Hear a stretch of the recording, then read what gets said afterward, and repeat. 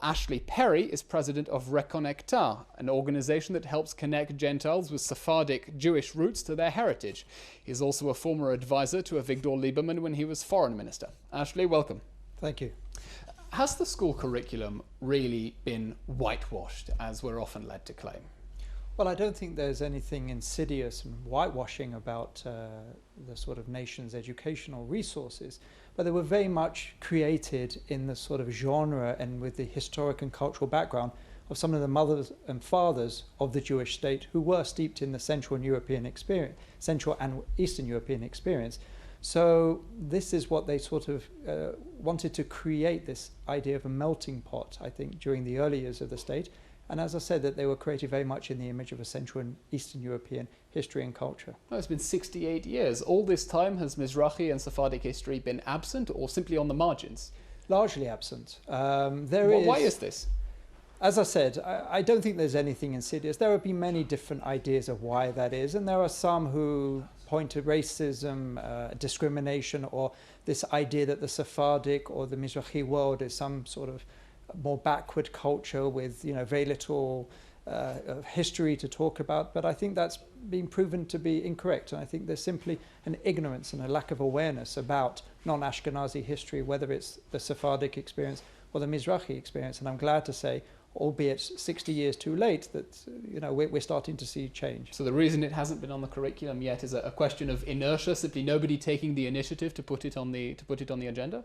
Largely ignorance. It's a self-perpetuating myth that Jewish history is Ashkenazi history, Jewish culture is Ashkenazi culture, and so on. So there's very little interest, let's say, or at least substantially less interest in the great and glorious history of the Sephardi and Mizrahi world, and that self-perpetuates a system which concentrates on one particular narrative. Okay, well, as a former political advisor who was very interested and involved in these issues when you were in the Knesset, what insights can you share with us from behind the scenes, perhaps about how interested legislators were during your time? Well, I can tell you, as someone who was intimately involved in passing the law to create a day of commemoration for the Jewish refugees from Arab countries, it's extraordinary that some of the politicians who I personally approached to gain their support had some very derogatory things to say, one even claiming we have a Yom HaShoah, Holocaust Day, so now you want a day as well, which is quite extraordinarily ignorant, I would say. So it was a challenge, but I'm glad to say in the end we managed to pass this law that was signed and created by former MK Dr. Shimon Ochayon, that today we have at least one day that students, regardless of their background, will learn about the Jewish experience in the Northeast, in North Africa and the Middle East. Well, as Bennett himself pointed out, he, as an Ashkenazi education minister, is the one who's putting it on the agenda.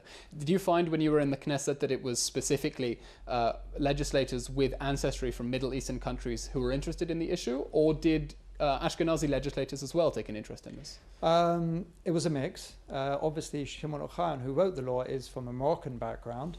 But we gained a lot of support from Ashkenazi legislators as well as Sephardi legislators. And I think as much as Minister Bennett should be given credit for this, and he talks about his children not learning the history of Sephardic Jewry, I think it's almost obscene that Sephardic and Mizrahi children didn't even learn about their history. Persian, Iraqi, Moroccan, Tunisian children would learn about other people's history. So I think even before the Ashkenazi children, although today hopefully it will be equal, that they had no idea about their own history and their culture, which is sort of delegitimizing in a way.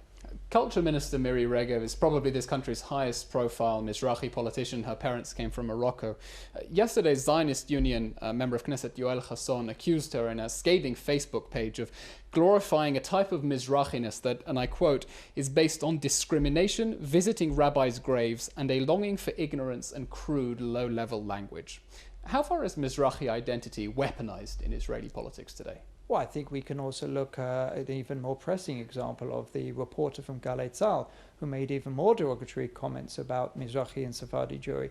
I don't think we're there yet. I think that there is this idea that Mizrahi Jewry is some sort of too traditional, it's a little bit backward. But if you look at the history of Sephardic and Mizrahi Jewry, you'll find actually the opposite. Some of the most cosmopolitan, well-educated and successful Jewish communities in the whole of our history. So I think the more that we shed light on this, the less ignorance there will be and the less comments like these will be made. Yeah, but all the same, Yoel Hassan is, if I'm not mistaken, also from a Mizrahi background. He's saying that within the family, these are not the values he was raised on, the sort of image that Miri Regev is presenting. Well, I can't talk to these particular comments, but I definitely, these are similar comments that are heard day in, day out from many people within Israeli society, whether they are from a Sephardic or an Ashkenazi background.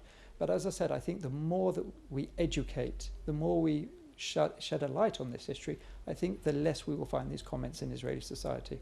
Ashley, briefly, outside of Israel, what sort of interest is there in rediscovering and reconnecting with Sephardic heritage? Well, there is absolutely massive interest. I can tell you with our organization, Reconectar, we are reaching out to tens of millions of descendants of Sephardic communities who are wanting to reconnect with their Sephardi roots, Israel, and the Jewish world.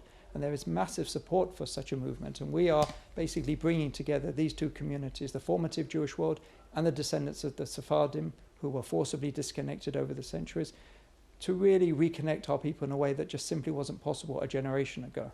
Quite the awakening. Ashley, thank you very much. Thank you.